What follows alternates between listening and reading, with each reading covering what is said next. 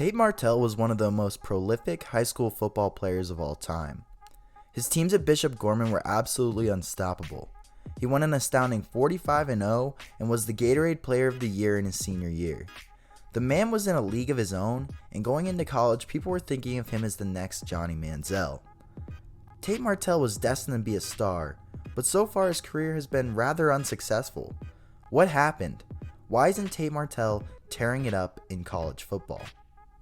My thesis revolves around one aspect of Tate: attitude. Tate throughout his football career has had an incredible amount of confidence. However, I like to see confidence in two ways. There's the confidence that builds people up and makes others want to follow you or believe in you. Guys with this type of confidence can do incredible things for organizations and teams.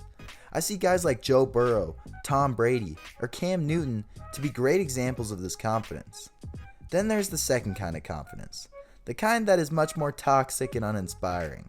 Guys that use their confidence to only build themselves up, not everyone around them. Tate Martell unfortunately falls into this category. In this video, I want to look at how Tate got to this point and how we can all learn a lesson in humility from Tate Martell. Before I start breaking things down though, I want to give a disclaimer. I don't know Tate Martell, I don't think he's a bad guy, and I think his story provides a great lesson to everyone.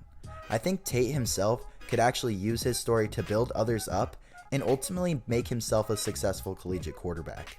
He has 2 years left of eligibility, and honestly, he has all the potential to make a comeback and do something great. However, I just want to let everyone know that we all make mistakes and everyone is worthy of forgiveness. So just remember while you watch this video and I talk about how Tate got to this point, it's not from a vain perspective or that I'm angry with Tate Martell. It's more so just so we can all learn a lesson in how we should probably act in order to better set ourselves up for success. With that being said, let's jump into the year 2012 when Tate Martell was on one of the most dominant youth football teams of recent memory, the Inland Empire Ducks. This team had some really good football players on it, and they won most games by a blowout. This eventually led Tate to commit to the University of Washington. At only 14 years old, he was getting interviews and loads of attention. We can see in one of his very first interviews, he seems uncomfortable with the stardom. Tell us about that and who you committed to. University of Washington. Alrighty, what's your first? Give me your first and your last name. Tate Martell. So you already committed to University of Washington. Yeah. How you feel about that? It's cool, but still have a long ways to go. So it's weird.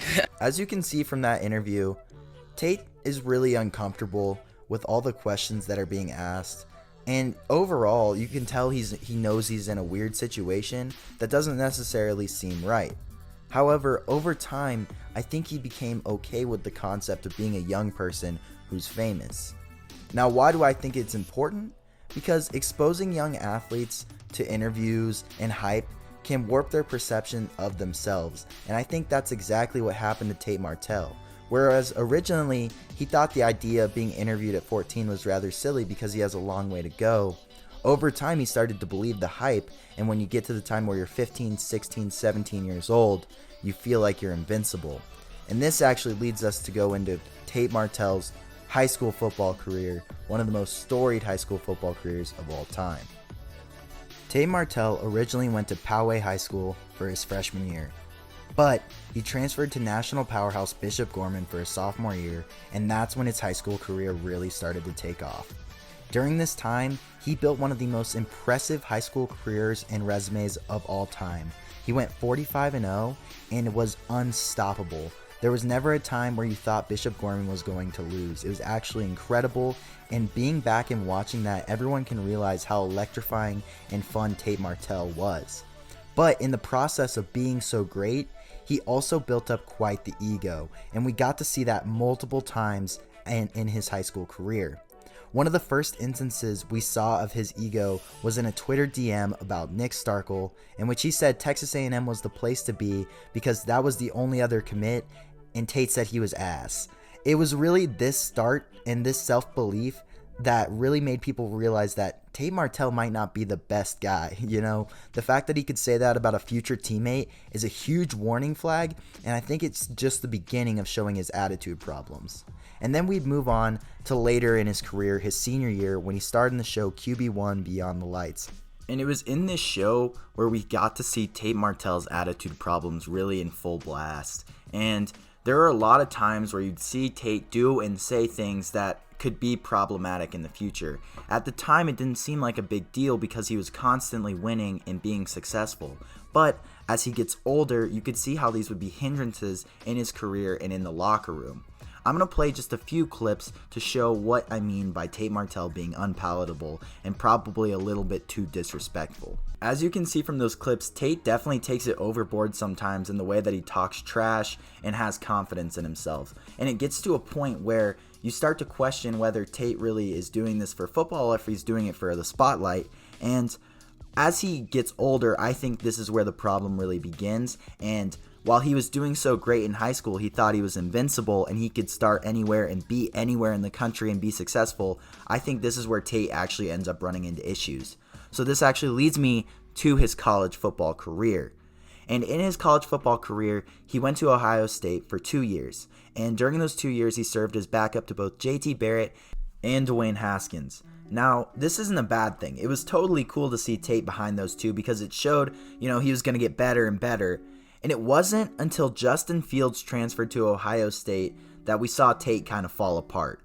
While Justin Fields was in the process of transferring, Tate sent out a tweet that kind of showed where his attitude really was. And he said something about not swinging and missing to Justin Fields. And it was here that we saw Tate Martell's ultra-high confidence meet its match. While Tate was super confident in himself still, it didn't necessarily show through as he ended up transferring to Miami. And it makes you question, he was presenting himself as this confident guy this whole time and that he had to be the starter. Would he have embraced competition if he wasn't so confident and didn't talk so much about himself? Because obviously he knew Justin Fields was a talented guy, and trying to deter him by saying don't swing and miss twice doesn't really do anything. If Tate had just been cool about the whole situation, even fought the QB battle and ended up transferring maybe later in the spring, things could have been better. But he immediately entered the transfer portal and transferred to Miami within a few weeks, and it was just that feeling of, wow, Tate Martell may not be so confident, or his confidence took a hit. And I think when that confidence took a hit, it really kind of destructed him as a football player. And as we moved down to Miami, that first year he ended up being the third string quarterback and played wide receiver a few times. He was not even close to where he was supposed to be, and people thought he would be the starter. And then he went in and he had a few drives where he played, and he didn't look terrible. The line wasn't blocking very well for Miami, but he didn't do anything productive or have any wow factor. There's a play where he runs out of the pocket and scrambles and tries to juke out this guy, and he doesn't look as elusive as he thinks he is. And just another example of Tate Martell's confidence is too high. And it's not a confidence that is a smooth, cocky like Joe Burrow. Joe Burrow's confidence is perfect. Tate Martell's is more of a, I was great, so you should bow down to me because I was great. And I just think that thinking this way really hindered Tate Martell in his football career. However, this is where I think we can all learn the lesson and where we can turn this around for Tate Martell. Tate has one more year as a backup probably, with D'Eriq King coming into Miami. He can learn a lot during this year, and it only takes 1 year, as we saw with Joe Burrow, to turn your entire career around. So for Tate Martell, I think he needs to just take what he learned as a lesson in humility. He doesn't need to talk so much because he is great. He is an amazing athlete, and he has a lot of potential, but he doesn't need to talk about it anymore. He can just let it happen. And I think if he focuses less on what other people think about his playing ability and just lets his playing ability show for what it is, he's going to have a great career. And I think everyone who's watching this video can also learn a lesson that when you're talking about yourself, you don't need to boost yourself up and talk about how great you are. Your actions are enough to be great. And I think this is an important lesson that both Tate Martell, myself, and everyone in the world can learn from. With that being said, this is Austin. Thanks for watching my video, and I really hope you subscribe for more. I'm going to try and put out as much content as I possibly can. I love sports, and I hope you like to hear me talk about them.